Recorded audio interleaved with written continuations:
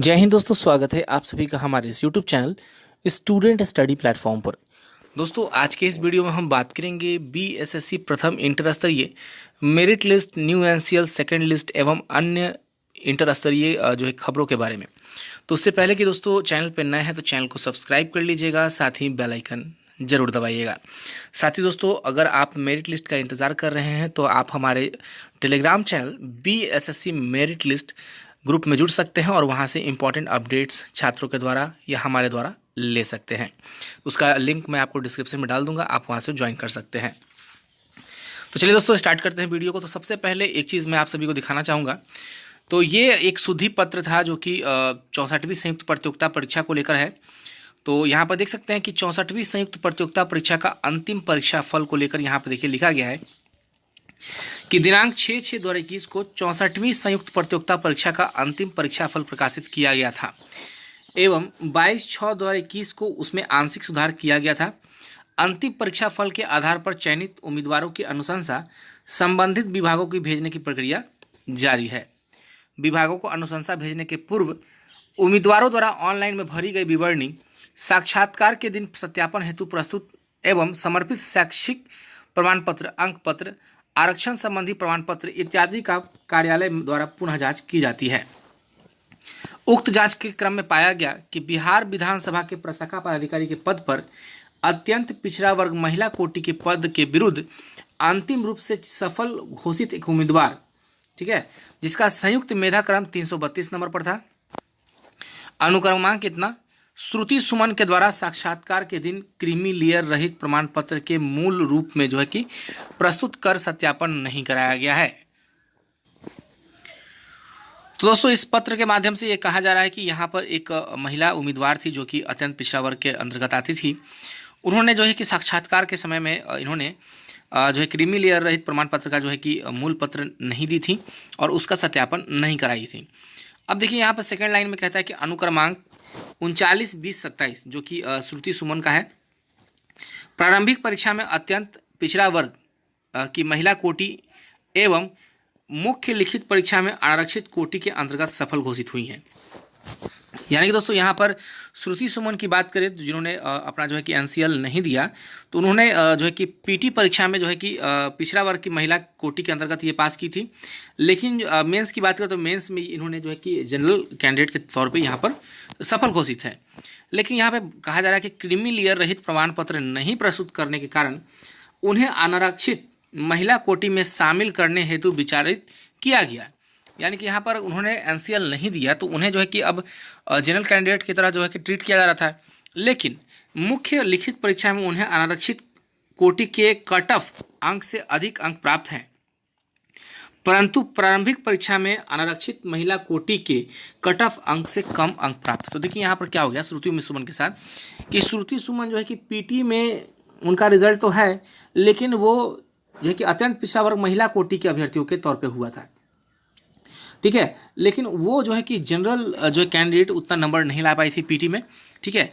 और बात करें मुख्य परीक्षा में यानी कि मेंस एग्जाम में इनका तो रिजल्ट आया और ये जनरल इतना स्कोर कर पाए। तो यहाँ पर जनरल इतना स्कोर कर पाए, जनरल में ट्रीट हो गई, लेकिन पीटी में इनका ट्रीट नहीं किया हो पाया। तो अब क्या कहा जा रहा है कि तदालोक अनुक्रमांक इतना यानी कि श्रुति सुमन के प्रारंभिक परीक्षा का परीक्षाफल मुख्य परीक्षा का परीक्षाफल एवं अंतिम परीक्षाफल रद्द करता है। यानी कि यहाँ पर श्रुति सुमन के यहाँ पे कैंडिडेचर को रद्द किया जाता है। पूर्व प्रकाशित परीक्षाफल को इस हद तक संशोधित समझा जाए। यानी कि दोस्तों एक चीज़ यहाँ पे आपने नोटिस किया कि एक कागज के कारण, देखिए आप लोग कहते हैं कि कागज के टुकड़े के कारण यहाँ पे छात्रों को बाहर किया जा रहा है। थोड़ा सा यहाँ पे छात्रों को लगेगा कि ऐसी बातें मैं इसलिए कह रहा हूँ कि जो है कि न्यू एनसीएल का मैटर जो है। तो देखिए यहाँ पर आप सोचिए कि जो छात्रा यहाँ पर एक अभ्यर्थी थी, उन्होंने साक्षात्कार के समय में एनसीएल नहीं दिया, उनको जो है कि जनरल से भी रिजल्ट देखा गया, जनरल में रिजल्ट तो हुआ मेंस में, लेकिन पीटी में वो जनरल से क्वालिफाई नहीं थी, तो इनका जो है कि यहाँ पर रिजल्ट रद्द कर दिया गया, अंतिम परीक्षाफल रद्द किया गया। तो लोग कहते हैं कि एक जो है कि एक कागज़ के कारण छात्रों को बाहर किया जा रहा है, एक कागज़ के टुकड़े को। तो देखिए दोस्तों, एक कागज़ का टुकड़ा ही है जो आपको नौकरी दिला सकता है। अगर आप आरक्षित श्रेणी का दावा करते हैं तो कहीं ना कहीं उस नियम के साथ चलना होगा। नियम के विरुद्ध कुछ चीज़ें नहीं होती हैं। आयोग हो, चाहे सामान्य प्रशासन विभाग हो या कोई विभाग हो, तो कोई भी नियम के विरुद्ध कार्य नहीं करता है। अब देखिए, अब बात आती है कि नियम के विरुद्ध की बातें, तो जो बीएसएससी इंटर स्तरीय में भी बात करें तो बीएसएससी इंटर स्तरीय में छात्र जो है कि इस मामले को लेकर हाई कोर्ट गए, और हाई कोर्ट में भी आप देख सकते हैं कि 21 तारीख का जो जजमेंट आया था, 21 तारीख का जो जजमेंट आया था उसमें ओरल ऑर्डर में कहा गया था कि बीएसएससी ने जो गलतियां पूर्व में दोहराई हैं उसे बार बार नहीं दोहराना है, या नहीं दोहरा सकती है। क्योंकि देखिए, अगर बार बार इस चीज़ को दोहराएगी तो जिस प्रकार से बहुत जगह न्यू एनसीएल लिया गया है तो उस प्रकार से वहाँ पे भी इफेक्ट होगा, या कहीं भी नहीं लिया गया तो इससे जो है कि नियम के विरुद्ध यहाँ पे कार्य हो रहा है। लेकिन अब बात करें इंटर स्तरीय अभी जो मेरिट लिस्ट का जो काम चल रहा है, अनुशंसा का काम चल रहा है, तो उसमें क्या इसमें न्यू एनसीएल को मान्य किया जा रहा है या नहीं किया जा रहा है। तो देखिए दोस्तों, जहां मुझे चारों तरफ से इनपुट प्राप्त हो रही है उसमें न्यू एनसीएल वालों के लिए थोड़ा सा खतरा मंडरा रहा है। जो इनपुट प्राप्त हो रही है उसमें जो है कि मैं ये नहीं कह सकता पूरी तौर पे, लेकिन जो इनपुट प्राप्त हो रही है, जो हमें सूत्रों से पता चल पा रही है कि न्यू एनसीएल पे जो है कि थोड़ा सा खतरा मंडरा रहा है। क्योंकि अब आयोग का सीधा स्पष्ट जो है कि इसमें कहना है कि जो भी नियम है, बिहार सरकार के जो नियम है, प्रावधान है, उसी नियम एवं प्रावधान के अंतर्गत बीएसएससी कार्य करेगी। और सबसे बड़ी चीज़ कि आज की तारीख में देखिए, एनसीएल की बात करें तो एनसीएल में दो पार्ट हैं, एक न्यू एनसीएल, एक ओल्ड एनसीएल। अब ओल्ड एनसीएल पार्टी कहते हैं कि अगर न्यू एनसीएल यहाँ पे मान्य हो जाता है तो इसमें कहीं ना कहीं इसमें बहुत सारे ओल्ड एनसीएल का भी बहुत सारा ये है कि हमारे पास ओल्ड एनसीएल है, तो ये अलग चीज़ हो गई। लेकिन आयोग स्वतंत्र है इस चीज़ को लेकर, क्योंकि वो चाहती है कि आने वाले समय में किसी भी प्रकार की परेशानियां इस बहाली पर ना हो। इस कारण से वह उसी हिसाब से कार्य कर रही है जिस हिसाब से जो है कि बहाली पे किसी प्रकार का बाधा ना उत्पन्न हो। अब बात होता है दोस्तों कि ये मेरिट लिस्ट कब तक पब्लिश हो। तो मेरिट लिस्ट का पब्लिशमेंट की बात करें तो देखिए, यहाँ पर जो 6 सहायक और 6 प्रशाखा पदाधिकारी जो नियुक्ति की गई थी, मैं बता देता हूँ कि इसका कार्य बीएसएससी के न्यू बिल्डिंग सचिवालय के पास है, ये बहुत तेज़ी से कार्य चल रही है। मैं बता देता हूँ, इनकी जो प्रतिनियुक्ति थी वो बीएसएससी ऑफिस के लिए की गई थी 06060114, जो कि इंटर स्तरीय कार्य के लिए किया गया था। तो बीएसएससी न्यू बिल्डिंग में जो है कि कार्य चल रहा है, और मैं बता दूं कि इतना जोर शोर से कार्य चल रहा है कि इनकी जो है कि जो सैटरडे संडे का जो कार्य होता है, छुट्टी का दिन होता है, लेकिन उनको छुट्टी नहीं दिया रहा है, इस काम में वो व्यस्त है। ठीक है, वो इस कार्य को कर रहे हैं, और लगातार इंटर स्तरीय मेरिट लिस्ट को पब्लिश करने के लिए वो दिन रात काम करके इसको जल्द से जल्द पब्लिश करवाने के लिए बीएसएससी तत्पर है। तो फाइनली सीधे तौर पे देखा जाए दोस्तों, तो बीएसएससी मेरिट बहुत जल्द पब्लिश करेगी। हालांकि जो कार्य है वो कार्य ये 12 लोग कर रहे हैं, और बीएसएससी आयोग के जो कर्मचारी है वो मिल के यहाँ पे कार्य कर रहे हैं।